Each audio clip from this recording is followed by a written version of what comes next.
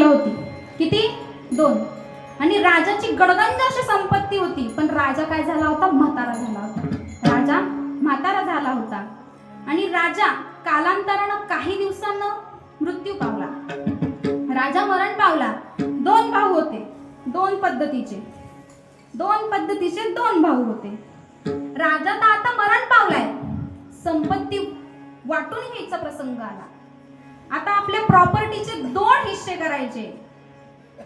चांगल्या शहाण्या माणसांनी त्यांचे 2 हिस्से करून दिले. आणि प्रॉपर्टी काय थोडी नव्हती ना, एकेकाला एवढं गाव अशी संपत्ती त्यांना वाटायला आलेली होती. पण मन समाधानी नव्हतं. मन हे समाधानी नव्हतं.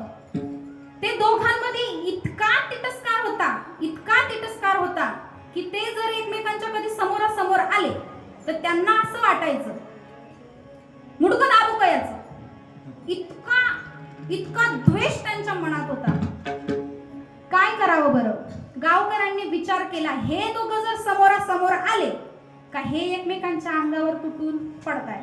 मग आपल्या गावातले जसे शहाणी काही मंडळी आहेत त्यांनी विचार केला. त्या पद्धतीच्या त्या लोकांनी विचार केला की यांच्या जी प्रॉपर्टी आहे त्या प्रॉपर्टीची इथून इकडे याचं अशी एक ती रेष होती. त्या रेषेवरती भिंत बांधायची. लांब लचक उंच अशी भिंत बांधली की जेणेकरून हे दोघं एकमेकांच्या समोर येऊ.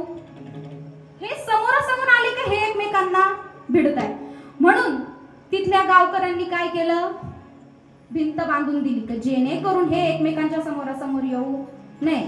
एवढं सगळं झालं पण त्यांच्या मनातला एकमेकांबद्दलचा द्वेष काही कमी झाला नाही. फार प्रचंड असा द्वेष त्यांच्या मनात भरलेला होता. त्यातल्या थोरल्या भावानं काय केलं? याचा काटा तर आपल्याला काढायचंच. कोणत्या पद्धतीनं? त्यानं विचार केला, आता आपण काय करायचा? भक्ती मार्ग अवलंबायचा. आपण तपाला बसायचं.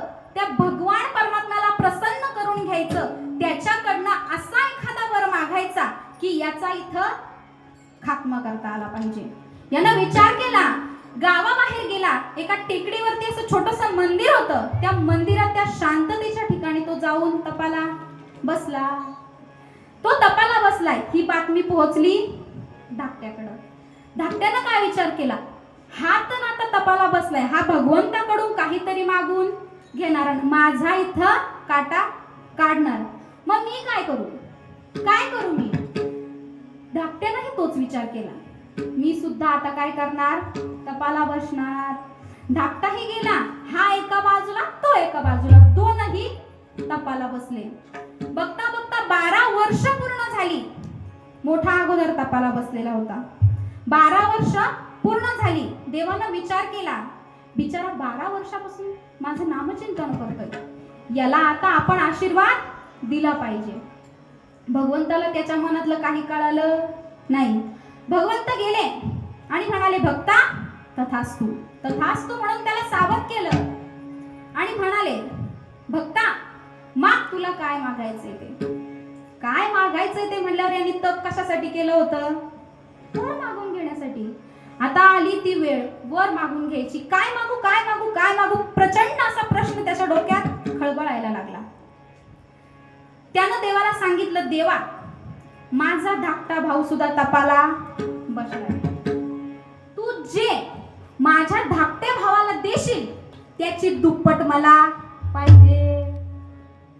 तू जे माझ्या धाकट्या भावाला देणार आहेस त्याची दुप्पट मला पाहिजे. मग ते तू काही देव, त्याची दुप्पट मला पाहिजे. भगवंत तथास्तु म्हणून त्या ठिकाणाहून निघून गेले. 2 दिवसानंतर धाकटा भाऊ 2 दिवसानंतर तपाला बसलेला होता. म्हणून 2 दिवसानंतर भगवंत त्या धाकट्या भावाजवळ आले आणि तथास्तु म्हणून त्यालाही स्वागत केलं.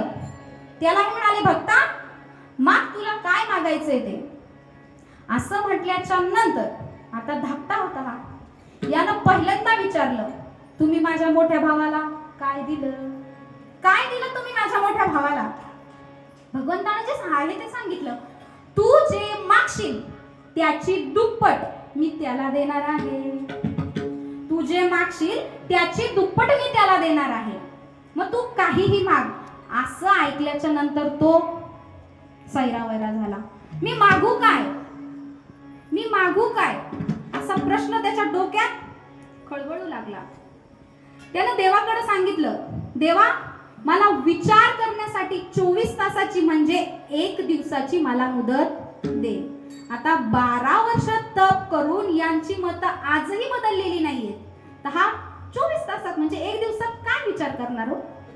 हा, त्यांनी भगवंताकडे 1 दिवसाची मुदत मागवून घेतली. भगवंत त्या ठिकाणाहून निघून गेले. हा विचार करू लागला, मी जे मागणार आहे त्याची दुप्पट त्याला मिळणार आहे. मी जर 1 गाव मागितलं तर त्याला किती भेटतील? 2. मी जर 1 देश मागितला तर त्याला किती भेटतील? मी जर 2 बायका मागितल्या तर त्याला किती भेटतील? विठाला